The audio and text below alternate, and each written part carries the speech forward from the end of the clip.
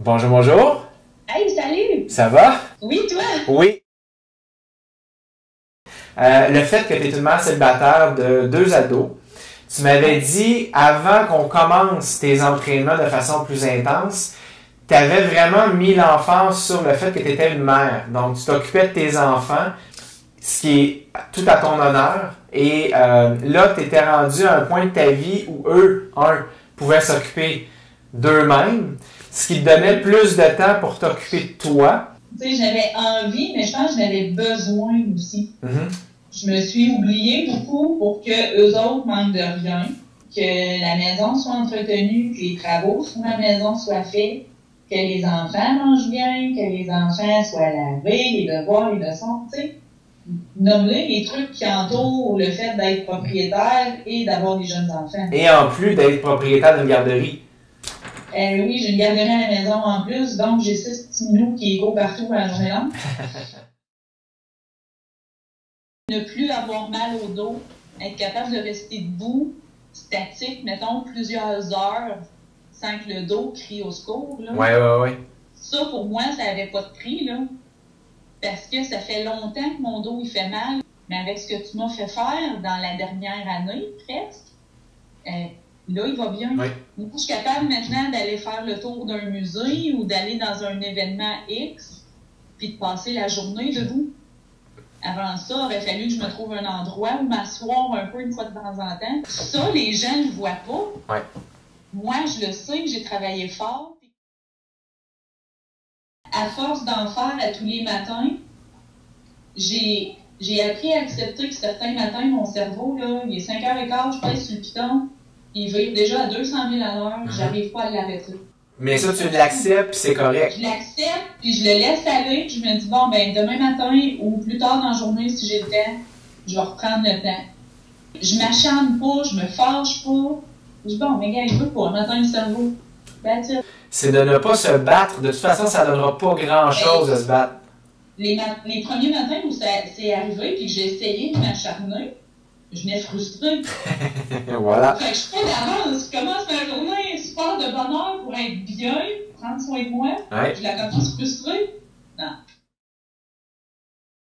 C'est surtout un processus à long terme. Ça le dit slow training. C'est vraiment des changements qui sont faits lentement parce qu'on veut toujours être certain de savoir qu'est-ce qui motive tes décisions ou qu'est-ce qui motive ton inaction. On veut savoir, on veut que ça reste sain, là. Les changements que moi, j'avais commencé, le travail que ma chiro a effectué, tout ça allait vers quelqu'un comme toi qui travaille sur le long terme, mais qui travaille pour que tout soit stable, tout soit solide, tout soit fort. Équilibré. Ça dure. Mais tu étais prête aussi à ça parce qu'on s'entend que tu avais fait quand même avant ça un cheminement. Parce que tu l'as dit, ça faisait 1 an que tu y pensais. C'était mon cadeau d'anniversaire l'année passée, en novembre, de t'écrire et de dire « OK, go, on fonce ». Puis il y a encore des gens aujourd'hui qui ont l'impression que j'en fais trop, que j'en fais beaucoup, parce que j'en fais à tous les jours. Moi, ce que j'ai envie de dire avec beaucoup de bienveillance et de respect à ce moment-là, c'est est-ce que pour vous, c'est normal d'être assis 8 heures par jour devant un ordinateur? Puis ça, on compte pas le temps passé sur le téléphone cellulaire, on compte pas le temps souvent en plus qui est passé dans la circulation en automobile. Fait que tout ça mis ensemble, moi, je me dis de bouger à tous les jours. Quand tu varies pour trouver un équilibre, parce qu'avec toi, on fait autant du yoga, la méditation, il y a des exercices de musculation, il y a ton Zumba, il y a ta boxe. C'est vraiment l'ensemble. On avait déjà cette discussion-là. À l'automne, tu as eu beaucoup de rénovations, tu as aidé ton chum. Ben, à toutes les fins de semaine, tu étais rendu là. Je le ris parce que tout l'été, je lui ai souvent répété « J'aime ça, je travaille avec toi, là. » Je suis dehors, je prends l'air parce qu'on a travaillé beaucoup à l'extérieur de la maison. Fait que moi, là, c'était le plus beau de tous les mondes en même temps. Tout à fait. J'étais dehors, j'étais avec lui, puis je m'entraînais en même temps. Tout à fait.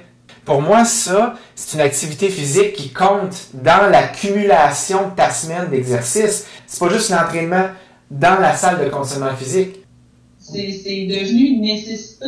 Mais tant et aussi longtemps que ça reste sain, parce que tu écoutes justement ton corps, comme tu disais à un moment donné, il est arrivé un moment où je suis plus fatigué, ben j'ai fait du mou devant la télé dans le salon. Ça fait 2 semaines que je rêve d'une journée à vacher sur mon divan avec la manette de télé dans les mains et ne rien faire. Mais c'est correct aussi. Ça fait longtemps que c'était pas arrivé. Ben, vendredi, ça a été ça. Puis, je me suis pas sentie coupable, pas une minute, là. Hey, ça, là, c'est vraiment ce qui m'intéresse le plus dans ce que tu viens de dire. Tu t'es pas senti coupable. En tout. Je suis rendue là, je suis capable de dire, c'est de ça que j'ai envie, là. Mon corps, mon esprit me dit, écrase-toi, ça fait longtemps que tu l'as pas fait, là. Ouais. Je le fais, je me sens pas coupable, pas une minute.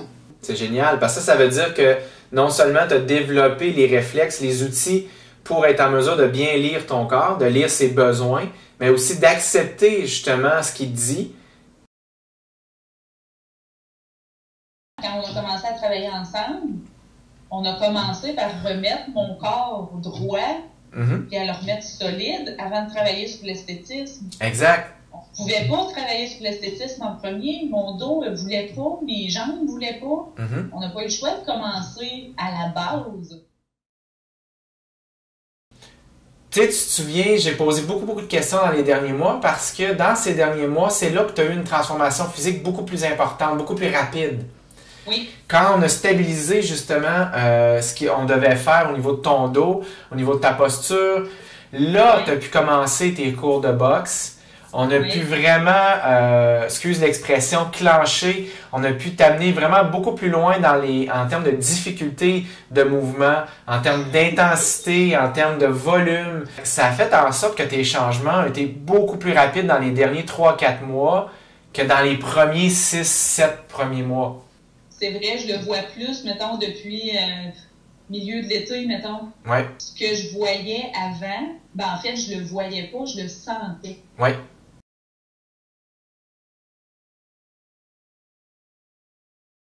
Tu sais, atteindre un objectif, c'est une chose, mais de maintenir, après ça, poursuivre notre évolution un coup que les objectifs ont été atteints, ça, c'est une autre affaire.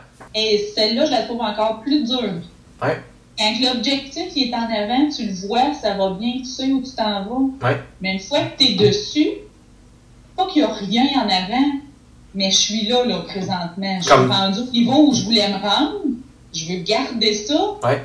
Mais attends, là, on dirait que je le vois pas en avant. Je suis rendue. Ouais. Fait que ça, c'est ma nouvelle étape à moi, là. Je l'explique souvent aux gens, je suis rendue au stade où j'ai besoin de ma dose à tous les jours. Mais en même temps, je suis sur la mince ligne où ce serait facile de décrocher.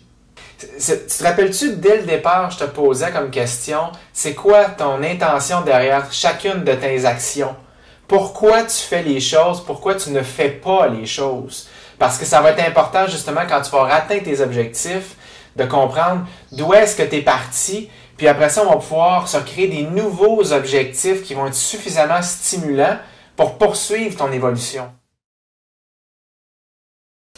Avec tous les changements que tu as eus, c'est sûr qu'à toute médaille, il y a deux côtés. Oui. Tu m'avais dit à un moment donné que pendant ta transformation, tu as eu beaucoup de gens qui t'ont motivé, tu as eu beaucoup de gens autour que tu as motivé. Ça peut arriver aussi qu'il y a d'autres personnes où tu découvres d'autres types de commentaires, disons. Il y a les gens qui te disent « Ah, cool, tu sais, ça va bien, continue, t'as l'air en pleine forme. » Puis t'as l'autre. Tu veux dire que dans tes changements que tu as apportés, tu as eu évidemment une transformation physique qui s'est faite. Oui. Et toi, tu as senti qu'il y avait certaines personnes qui étaient peut-être plus là pour t'encourager de façon positive avec des commentaires constructifs. Oui. Et tu as senti par des regards, tu as senti par des commentaires que peut-être qu'il y avait une forme de jalousie malheureusement de d'autres personnes. Ben, tu sais, toi et moi, on a souvent parlé de l'effet miroir. Hein? Oui. Ben, j'ai l'impression que ça renvoie un reflet à quelqu'un de dire, ben, regarde, cette personne-là s'est pris en main, elle a réussi. Toi, tu t'es pas pris en main, ben, t'es là où t'es. En même temps, on ne sait pas pourquoi cette personne-là ou ces personnes-là ne l'ont. Parce qu'il y a plein de raisons de faire ou de ne pas faire quelque chose. C'est ça. Fait que j'essaie de jamais juger, d'être très solide pour pas me laisser atteindre non plus, parce que ce serait facile de se laisser atteindre et de décrocher de nos objectifs. Ouais. Est-ce que tu dirais, tu parles de non-jugement, c'est quelque chose qu'on avait vu dans le processus justement d'entraîner son esprit en méditation. Est-ce que tu crois que ça t'a aidé justement dans cet effet miroir-là à faire plus attention, à essayer de comprendre pourquoi les gens agissaient comme ça? Ben oui, tout à fait. Puis de prendre le temps d'écouter ce que l'autre te dit, mais un petit peu, comme je te disais, mettre une barrière, puis pas se laisser atteindre. Okay. Puis de se dire, ben ok, cette personne-là, elle a son opinion sur comment ça se passe, elle vit ces choses, ça influence ce qu'elle est en train de me dire. Okay. Puis c'est correct. Puis de respecter ça. C'est ça, de ne pas nécessairement le prendre personnel, parce que dans le fond, même si elle s'adresse à toi, ça ne veut pas dire que c'est quelque chose qui est personnel. Hein? Et tu ne sais pas ce qu'elle vit en dedans, tu ne sais pas à quoi elle fait face. C'est peut-être juste une réaction, ça aurait pu être toi, ça aurait pu être quelqu'un d'autre, donc ne pas le prendre personnel. Ben ça, au niveau de l'entraîner l'esprit qu'on a fait ensemble, tout ça m'a aidé beaucoup au travers. Justement, à accueillir les commentaires, mais être capable de pas toutes les prendre personnelles, puis de m'assurer que ça devienne constructif. Prends tes réussites, je sais que ça te gêne, mais c'est vrai. Non, mais c'est vrai, c'est important que tu prennes ça, tu prennes tes réussites comme tu prennes tes moins bons coups. Donc, c'est de te responsabiliser par rapport à ce qui se passe aujourd'hui, par rapport à toute l'évolution depuis la dernière année, dans ce qu'on a fait ensemble comme collaboration et dans les derniers 18 mois, de ce que tu as entrepris comme changement alimentaire. Oh oui, écoute, je sais que je suis responsable des bons coups qui arrivent. C'est pas arrivé tout seul par magie. C'est moi qui vais à l'épicerie, c'est moi qui prépare les repas, c'est moi qui se botte les fesses pour le faire l'entraînement. C'est pas moi qui lève tes poids, c'est pas moi qui... Ben non, mais tu sais, j'étais rendu là, je me suis fixé des objectifs, on en a discuté, on a mis un plan de match, mais je l'ai respecté. C'est ça. Tu disais 2 côtés de médaille, j'ai envie de t'en rajouter un 3e. Tu sais, quand tu dis on devient un modèle, on devient inspirant pour les autres, ça devient par moment un poids. OK. Ah, tu vois ça, tu m'as jamais dit ça? Non, parce que je le sentais pas nécessairement. OK. Mais il y a des fois, c'est peut-être moi qui me l'ajoute moi-même. Mais je me dis, si moi, je baisse les bras alors que j'ai influencé d'autres, qu'est-ce que ça va faire? Mais t'es consciente que t'as pas à prendre ce que les autres pensent, ce que les autres font ou ne font pas, sur tes épaules. Toi, les propres choix que tu fais t'appartiennent, mais pour le reste, que ce soit ton amoureux, que ce soit tes enfants, que ce soit tes amis, ta famille, je veux dire, ça t'appartient pas. Non, ça, je suis totalement consciente.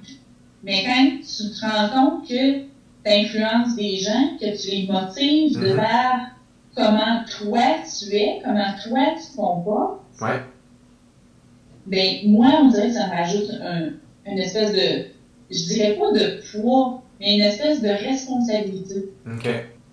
J'ai des gens que je connais, j'en ai quelques-uns dans mon entourage, qui à me côtoyer, à me voir bien manger, bien me sentir, m'entraîner, voir le document dans l'eau, voir le corps qui change. J'ai des gens qui s'y sont mis, puis qui ressentent le même bien-être que moi. C'est tellement génial, je trouve, le fait que tu es devenu un modèle autour de toi pour inspirer de façon positive. En même temps, tu n'as pas à prendre sur tes épaules non plus les gens qui s'inspirent de toi. Après ça, eux doivent s'approprier ça et eux et elles doivent se créer des bases suffisamment solides pour comprendre que... Eux aussi pour eux autres. Mais exactement. Quand tu sens que ça devient un poids, c'est de revenir à la base, de revenir à ton coffre à outils avec entraîner son esprit, de t'asseoir et de te questionner, de voir encore une fois quelles sont tes intentions derrière tes actions. Pourquoi tu le fais? Voilà. Voilà.